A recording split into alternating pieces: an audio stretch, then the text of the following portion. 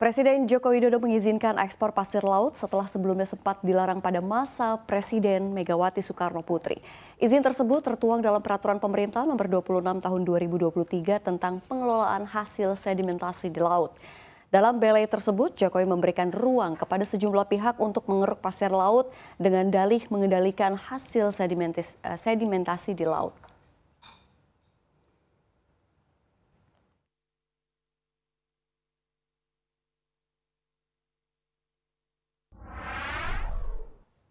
Ya, pemerintah sebelumnya sudah melarang total ekspor pasir laut sejak 2003 atau lebih tepatnya dilarang di era Presiden Megawati Soekarno Putri. Artinya ini sudah berjalan 20 tahun silam, larangan itu berjalan, namun kebijakan ini diputus di era Presiden Joko Widodo. Lalu apa nih alasannya Pak Jokowi kini berbalik arah soal ini dengan ketumnya? Selengkapnya akan kita bahas dalam balik arah ekspor pasir laut era Jokowi, RI gigit jari. Kita lihat slide yang pertama. Ya, aturan yang mulai berlaku sejak 15 Mei 2023 ini menetapkan pengelolaan hasil sedimentasi di laut bertujuan untuk menanggulangi sedimentasi yang dapat menurunkan daya dukung dan daya tampung ekosistem pesisir dan laut serta kesehatan laut dan itu sendiri.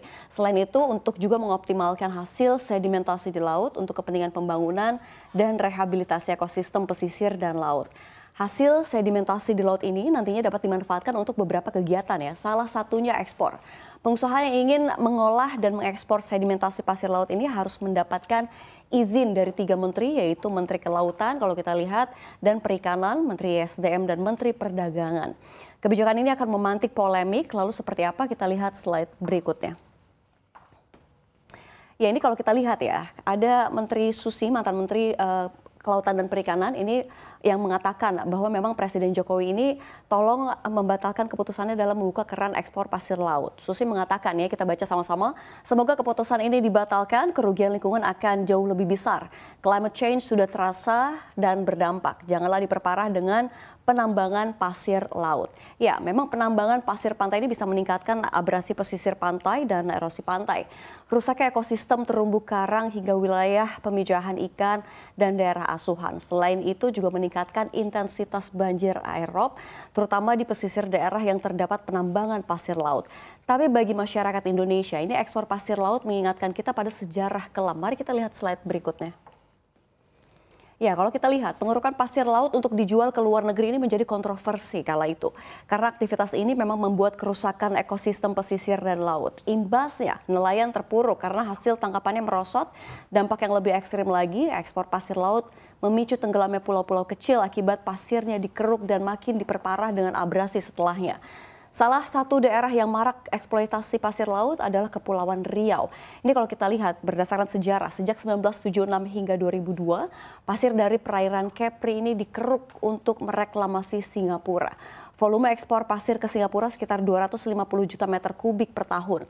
Pasirnya dijual dengan harga 1,3 dolar Singapura per meter kubik. Padahal seharusnya ini harga dapat ditingkatkan pada posisi tawar sekitar 4 dolar Singapura. Dan kalau kita lihat di slide berikutnya, ini bukan cuma Susi aja yang mengomentari soal ini. Ini kalau kita lihat ada Direktur Eksekutif Pusat Kajian Maritim untuk Kemanusiaan, Pak Abdul Halim.